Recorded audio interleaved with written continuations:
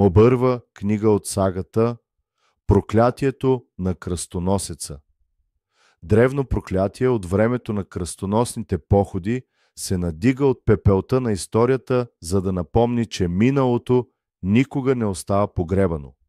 Когато български милионер, забогатял мистериозно по време на прехода, е открит мъртъв при странни обстоятелства.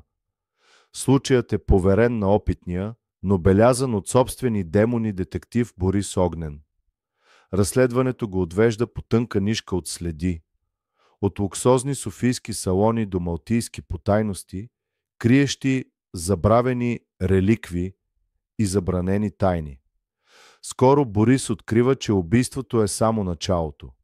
Далеч назад във времето отеква гласът на една древна реликва, обвързана с проклятие, родено в сянката на кръстоносците.